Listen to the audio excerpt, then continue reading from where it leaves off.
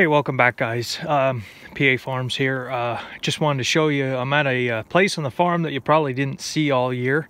I'm hoping this winter to do a couple of videos, maybe a series of different areas of the farm, kind of a lay of the land and the terrain that I have here in the mountains. Right now you're looking at a small creek. This creek does get pretty high when we have heavy rains and stuff. This drains pretty much land here, this small creek, this channel it cut. You can see, for you hunters, there's a nice deer trail through here where the deer were using. This here section of the farm was actually pasture land back in the 60s, 70s, and up to 1980. And I wasn't able to farm this all year. You can see it's a hayfield, or was a hayfield. Like I say, it was a pasture, then it was being farmed as a hayfield. It's like an orchard grass, and there's that bluegrass mixed in with it. It's that real thin, stringy type of grass that the haybine just does not like. Discbine would probably cut it a lot better.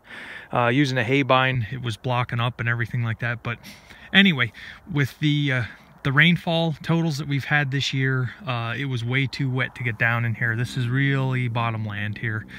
There's a spring out in the distance there. There's a whole circle where it's just basically a sinkhole. Now this land here, this dirt here, is totally different from the red shale ground that's up on the hill. Looking at the soil maps from the USGS, that shale type soil comes down into this field and it makes like a belly. And then once you get down here a little bit further, it's more of a bottomland type of soil. I don't know if I'm pronouncing it right. I haven't really heard of it before. It's like Mecklersville, silt loam is what it's called, I think. You can correct me if I didn't say it right, but it's more of a bottomland type of soil. This type of soil tends to have less rocks in it, but what it does have is more of the mountain type of rocks that we have here in the mountains. You wouldn't think that. You'd think higher up you'd have the mountain rocks, but for whatever reason, this type of soil, and always in the bottomland, it's those white quartz mountain rocks, those real hard ones. If I find one sometime, I'll show you in another video. They're very hard. They do a lot of damage to equipment, but this down here I wasn't able to get in all year. Probably there where it gets a little steep I could have, but the minute I would have driven down into this bottom here, I would have been putting ruts in and everything else, and I didn't want to destroy the field, so I just left it go.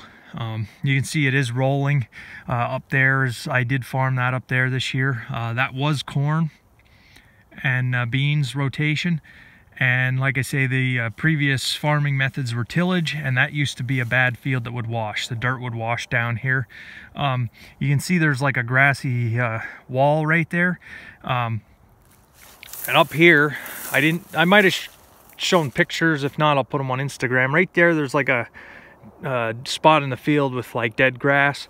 That there was a school bus sized rock. Not a big long school bus, but like one of those transport buses. Not quite a short bus, not a full size bus. It was just a little nub sticking up, and the guy that was here before me was trying to get it out, and the more he was digging, the bigger it got.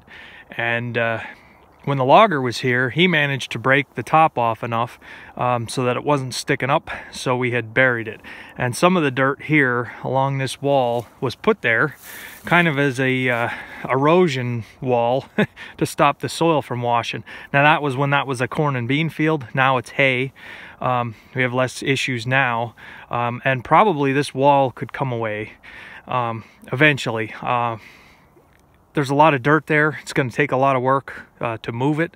And probably if I would move it out of there, I'd probably try to use it in some of the places where it's real steep. It gets real nasty up into there, and just try to build it up a little bit so it's a little bit more level. There are ruts around the edge of this field. When the logger was here, he had a skidder going through here, and was sinking in pretty good because of the ruts. So I'm hoping I'm not going to have a mess for next year. I never got down to rotocut it. What I'm actually waiting for is a good hard freeze. When the ground is frozen solid and I can get here with the 986, and most of it's matted now, so it's going to be real hard to even chop it up or rotocut it. And since the spring was very wet, I didn't put any fertilizer on down here, and I also didn't put any herbicide on this here. So it was kind of just left as a grassy area that I just couldn't get to, couldn't farm. For next year, I had been thinking, I'm not sure yet. It's all going to depend on whether I sell all my hay and what the grain prices are in the spring. But I kind of had thoughts of maybe getting down here and no-tilling corn in this. I don't know if that's going to be an answer yet. You can see that ridge line through there. It's kind of steep and it's kind of awkward. You're basically just going to go up a hill once you get up there. It would have to be planted in such a way that it could be sprayed and harvested and all that kind of stuff.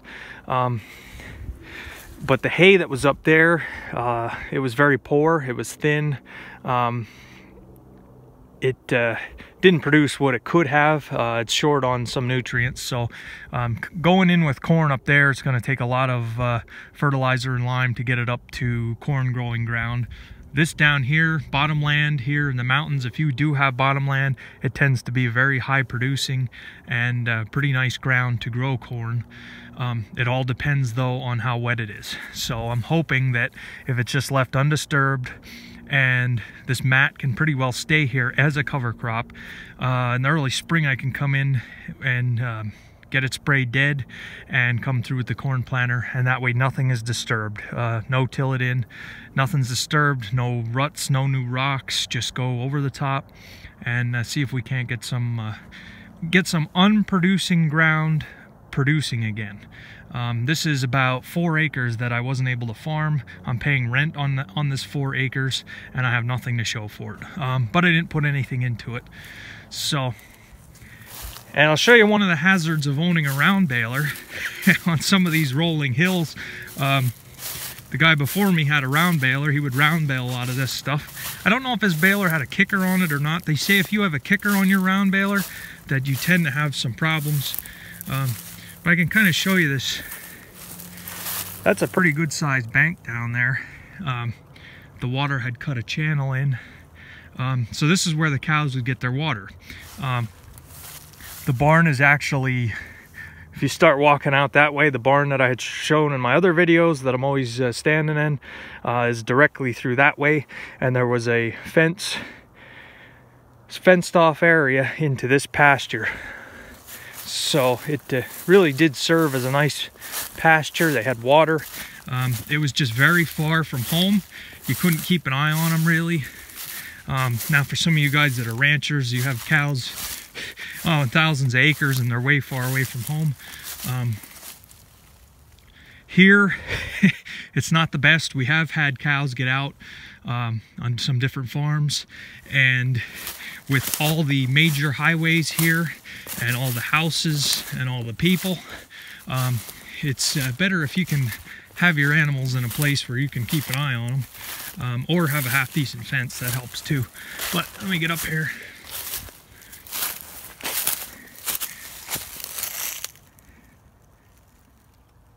Down there's a net wrapped grass hay round bale right there, and if you look, let me see here, it's hard to see, I'm looking on the camera up there, I don't know if it's picking it up, but up there's another one somewhere. I don't know if you can see it. There's about 4 or 5 down here. Let me zoom back out. That rolled off of the hill and just went down over the bank. So I guess it was more trouble than it was worth to get them out. I probably would have left them there too. So yeah, there's this nice valley here that's part of the farm. You have a creek. Be a nice pasture for cattle. It is very big. So for the future maybe, but like I said, I have a buyer for all the corn I can sell them, and it's a pretty good relationship, treated very well, and I want to produce what he needs. So, and see, the terrain takes a rise up here, and it's like a little valley here, and there's hay fields up on top there. Now it's my neighbor rents that. I guess he makes the hay. Some of those fields are pretty darn small up in there. They're basically just in the woods. It's a hay field in the middle of the woods. There's trees in the center of the field. I hate mowing around stuff, so he farms that. Yeah, this here is just basically a dirt mound that comes up and then down. And then you see over there the way the terrain, it has a rise up there, it goes up pretty high, but basically all this valley drains through here and then ends up in the main creek that we have here. So yeah, there's another shot of that, where that rock was, to kind of give you an idea. It was about from there to there was the length of the rock. So we have it filled in. It's not finished off perfect. I had a hard time mowing it, so there's some work to do there also. This here is a double tree line. There's trees on this side and that side, and there's a nice road that goes through there. I'll take you on a tour there sometime too. So yeah, you can see this dirt mound here. I know the video is getting kind of long, but this dirt was put here kind of as an erosion barrier, and I think a couple more years of hay and continuous no-till, we can pretty well eliminate this eventually. There's a little place here where it's open. So yeah, I couldn't get down in here all year. Like I say, I'm paying rent on it. So I don't know. It's all going to depend on what the spring is like. If we can get corn no-tilled, I'm sure it'll turn out pretty nice. So, alright guys, just figured I'd give you a tour of this section of the farm. And there's woods that go pretty far. There's a lot of woods on this farm also. So, thanks for watching. Like I say, it's winter time now. We're done with harvest. I don't have any animals to take care of, so I want to do some different video series just to keep things interesting, keep rolling along. Like I say, I started kind of a no-till series and show you some of the reasons why we no-till. Give you a tour of the farm. I have lots of farm equipment I want to give a tour of. So if you guys are interested, subscribe, and I'll try to keep making interesting videos. So thanks for watching, guys.